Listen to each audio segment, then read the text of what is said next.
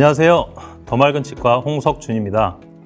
요즘엔 여러 임플란트 회사와 기공소에서 가이드 제작 서비스를 제공하고 있어서 가이드 수술이 많이 대중화되었는데요. 하지만 원장이 직접 참여해야 할 부분이 소홀하게 되는 부작용도 약간은 있는 것 같습니다. 저 또한 수년 전에 외부에 의뢰해서 가이드 수술을 처음으로 해봤는데요. 수술이 편하게 느껴지고 결과도 괜찮아서 이용하기 시작했습니다. 하지만 예상과는 조금 다른 수술 결과들을 보기도 했고 보철을 할 때 예상했던 것과 다르다고 느끼면서 가이드 수술에 대해 좀 더 알아야 되겠다고 생각했습니다. 현재는 수술 환자의 구강 스캔과 수술 계획, 그리고 가이드 디자인과 출력, 수술, 보철 디자인과 제작, 구강 내 세팅까지 전 과정에 거쳐서 직접 경험을 해보면서 수술 계획이 결과물과 어떤 이유로 오차가 나는 것인지 또 이것을 어떻게 해결하는지에 대해서 조금 더 알 수 있게 됐습니다. 오늘 강의는 이런 제 경험을 바탕으로 가이드 수술을 어느 정도 경험해 보신 원장님들이 원내에서 직접 가이드를 디자인하고 출력해서 수술을 한번 해봐야겠다고 생각할 때 정확한 수술을 하기 위해서 참고하면 좋을 몇 가지 기본적인 사항들에 대해서 말씀드리려고 합니다. 이 자리에서는 5스텝용 가이드를 기준으로 하고 또 많이 사용되고 있는 슬리브리스 타입을 기준으로 강의하겠습니다. 강의 순서는 사전 준비 단계에서 준비해야 되는 것들에 대해 간단히 살펴보고 준비 단계에서는 좋은 데이터를 얻기 위해 주의해야 하는 것들과 가이드 디자인 시에 참고할 만한 사항들, 그리고 실행 단계에서는 수술 시 발생하는 오차와 그 오차를 줄일 수 있는 기본 원칙들, 네 번째는 온전히 가이드만으로 수술하는 것에 대해서 위험이 있을 수 있다는 것에 대해서 말씀드리고 요약하고 마무리하겠습니다.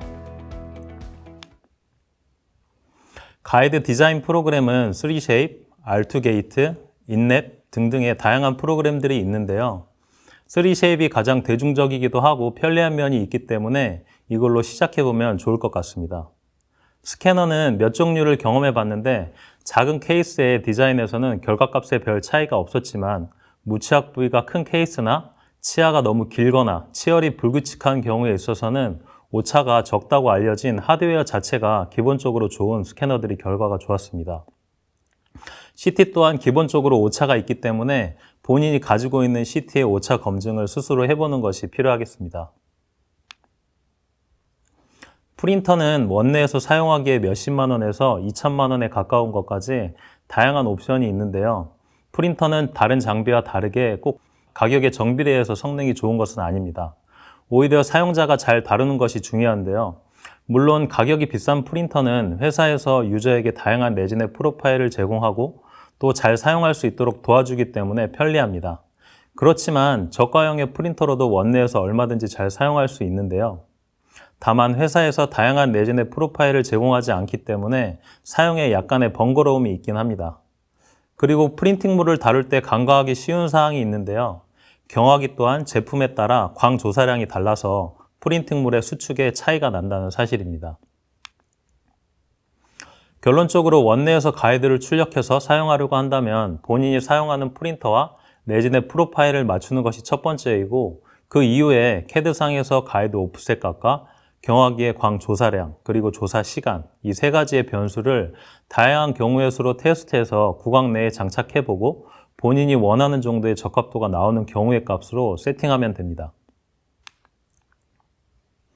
가이드 홀의 적합도는 리머가 들어가서 레진이 살짝 갈려나가면서 홀 내에서는 다음과 같이 움직이지 않는 정도가 슬리브리스 타입으로 수술할 때 오차를 줄일 수 있는 적합도라고 생각합니다. 프린팅이 준비가 되었다면 좋은 데이터를 수집해야 합니다. 기본적으로 CT 데이터가 구강 스캔 데이터로 이동되면서 정합이 이루어지기 때문에 환자의 구강 상태와 CT 촬영 시 구강 상태가 일치되게 하는 것이 중요합니다. CT 촬영 시 환자가 움직이지 않도록 여러 번 주의시켜야 하고요. 동요도가 있는 치아가 어떤 부분인지 미리 확인하고 CT 촬영 시 그 부분을 배제하는 것이 좋습니다. 특히 바이트 스틱을 물고 CT를 촬영할 때 전치부 동요도가 있다면 오차가 심하게 생길 수 있기 때문에 주의해야겠습니다. 치아를 대신할 수 있는 레진 마커를 활용한 것도 동요치를 배제하고 정합에 활용할 수 있어서 도움이 됩니다. 보철물이 많은 환자는 그 주변으로 방사선이 산란되기 때문에 정합에 상당한 오차가 생길 수 있는데요. 이때도 치아의 역할을 대신하는 마커의 활용이 필요합니다. 또한 상하악 치아가 맞닿은 채로 CT를 촬영하게 되면 방사선 산란이 더 심해지고 또한 정압 시 정밀도가 떨어지기 때문에 치아 간에는 거리가 있도록 촬영하는 것이 좋겠습니다. 정확한 가이드 수술을 위해서는 수술하는 해당 악을 전반적으로 스캔을 잘해주는 것이 좋습니다. 그렇게 해야 정압 오차율이 적고 가이드의 안착이 안정적이게 되고 수술 부위를 정확히 평가하면서 수술할 수 있습니다. 다음과 같이 수술 부위 치의는 충분히 넓게 잘 나와야 하고요. 가이드가 안착될 치아들도 최대한 잘 나오는 것이 좋습니다. 치아가 길거나 치열이 고르지 않을 때 적당히 스캔하게 되면 스캔이 덜 된 부위가 AI 기능이 발동되면서 우리 눈엔 마치 스캔이 잘 된 것처럼 보이지만 실제로는 그렇지 않은 부분이 있기 때문에 정압 오차가 생길 수 있고 가이드 안착 시에 불안정함을 유발할 수도 있습니다. 전악 수술을 계획할 때는 템덴처를 와심프에서 사용하게 되는데 이때도 내면 스캔을 꼼꼼하게 잘하는 것이 수술 오차를 줄이는 데 중요합니다. 보철물 주변에서는 항상 방사선이 산란되기 때문에 치아를 대신해서 정압 포인트로 활용할 수 있도록 불투과성 레진 마커를 활용하는 것이 정압 오차를 줄이는 데 도움이 됩니다. 동요도 있는 치아가 많은 경우에도 도움이 되고요. 이때 마커의 모양은 중요하지 않고 움직이지 않는 단단한 치은에 부착하는 것이 중요합니다. CT에 잘 나오도록 어느 정도의 두께감을 가지도록 명확하고 튼튼하게 다는 것과 개수를 충분히 해주는 것이 정압 오차를 줄이는 데 유리합니다. 볼을 리트랙션 할 때도 마커의 위치가 변하지 않는지 주의해야 합니다. 동요도가 있는 치아가 있다면 스캔 시 건드리지 않도록 주의해야 하고요. 발치 즉시 식립을 계획한다면 발치할 치아를 깔끔하게 제거해야 가이드 내면이 깔끔하게 형성되고 구강에 오차 없이 장착이 됩니다. 일반적인 경우라면 수술 계획용 캐드상에서 제거해도 되지만 다음과 같이 치간 사이 공간이 있는 경우 프로그램 상에서 깔끔하게 제거하기가 힘들기 때문에 가이드 내면이 지저분해지고 가이드 홀의 위치도 영향을 받게 됩니다. 이때는 번거롭더라도 다른 프로그램을 통해서 가상 발치를 깔끔하게 한 뒤에 수술 계획을 하는 것이 좋습니다. 가이드 수술을 계획할 때 가장 중요한 단계를 꼽으라면 당연 왁스업 단계라고 생각합니다. 이 단계는 임플란트 위치 설정 단계와 더불어서 원장이 반드시 직접 참여해야 되는 단계입니다. 환자의 전체적인 교합 상태를 평가하고 향후 보철의 위치, 크기, 각도, 교합적인 부분이나 인브레이저의 형태와 이멀전스 프로파일까지 디테일하게 미리 고민해 보는 것이 좋습니다. 연조직 상태도 함께 평가해서 고리식의 형태나 고리식 양을 어떻게 할지, 연조직 이식을 병행할지 여부 등도 미리 판단하는 것이 좋겠습니다. 이렇게 중요한 왁스업 과정은 프로그램 상에서 다음과 같이 어느 정도 가능하지만 오버젯을 많이 부여해야 하는 전치부 케이스나 다수의 전치 케이스 또는 골격적인 부종교합이 있는 경우처럼 까다로운 케이스에서는 다른 캐드상에서 왁스업을 정밀하게 한번 해보는 것을 추천드립니다.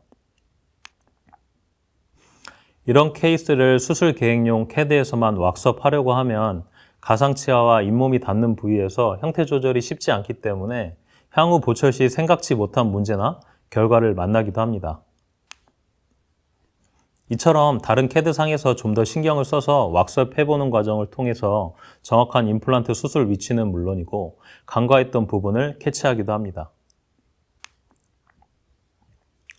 이후 CT 데이터와 스캔 데이터를 정합한 뒤에 픽스처의 위치와 깊이를 결정하게 되는데요. 너무 깊이 식립되는 다음과 같은 케이스에서는 오프셋이 정해져 있는 오스템 가이드 시스템은 수술 부위 가이드가 많이 얇아지게 됩니다. 이 상태에서 보강핀을 달아서 수술해도 되고요. 오프셋을 마음대로 변경할 수 있는 다른 시스템을 활용해서 응용해도 됩니다. 다만 오스템 픽스처를 식립한다고 하면 더 간단한 방법이 있는데요.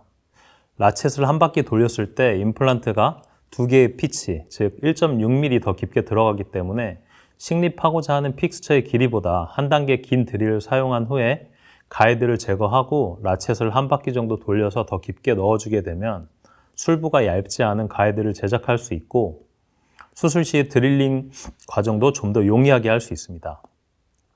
예를 들면 10mm 픽스처를 식립하려고 할 때 술부가 너무 얇아진다면 11.5mm로 식립 계획을 하고 실제로는 10mm 픽스처를 가이드 라인까지 넣고 나서 가이드를 제거한 뒤에 라쳇으로 한 바퀴 정도 돌려서 더 깊게 넣어주는 식입니다.